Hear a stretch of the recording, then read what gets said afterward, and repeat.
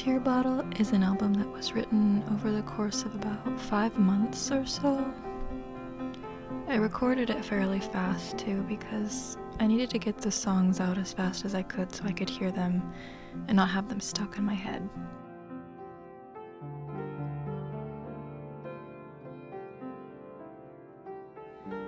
It can be really hard to write and get those things out of your head, but I feel like when you start doing it, it starts to feel better and it starts to make at least a little more sense.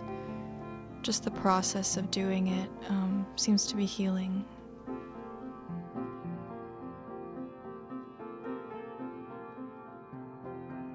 Honestly, I felt really unable to do a lot of things that normally I would enjoy, and it was really hard. But the thing that I felt like I could do and felt like I had to do was make music and just write all my feelings and pour them out.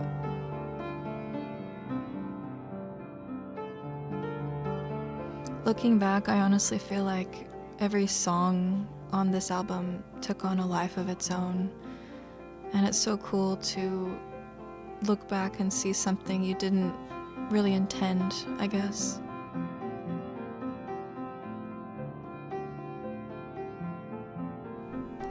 I first started writing it in the month of July 2021 because I was going through this time in my life where I finally was having more time by myself and had more time to process some really hard emotions I had been hiding around my friends.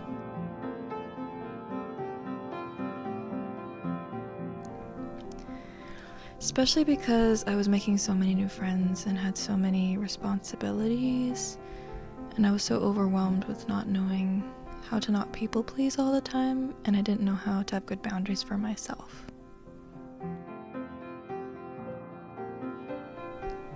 I realized how important it was for me to find that time to create and express those feelings that felt like they would suffocate me if I didn't create and do the best I could to let myself feel, instead of pushing all my emotions onto the back burner for the sake of making other people feel happy.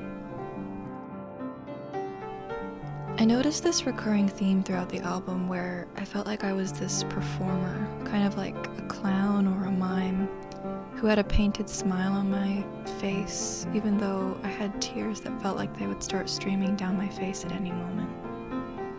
It made me realize this kind of dark reality of show business, I guess you could say, where people think it's like this dream job to be doing what you love and it must never be hard because how could it be if it's something you love, right?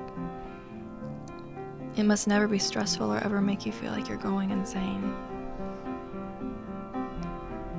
I kept writing and recording and producing the songs throughout the summer and fall, mostly I would say. And it took me until April 2022 to have the whole thing finished. I think I've realized over time that storytelling comes out of anything it wants to. There have been a lot of times in my life where I tried really hard to write something, but it just didn't really come from a raw, genuine, and honestly very vulnerable place.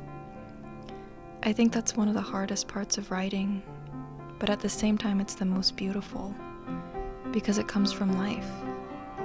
I think writing about the human experience is the most powerful part of creating. It's not a perfect thing, but it's real and honest, and that's actually more important. I actually didn't know what a tear bottle was until I watched this video by Sheila Walsh, where she talked a little bit about its history and how apparently they were used in the time Christ walked on earth, and they would be used at funeral processions. I guess you would catch every tear on the way where your loved one would be buried, and then you would bury the tear bottle with them. I just became fascinated with this idea of something holding your tears, almost as if every one of them served a purpose and not a single tear was wasted.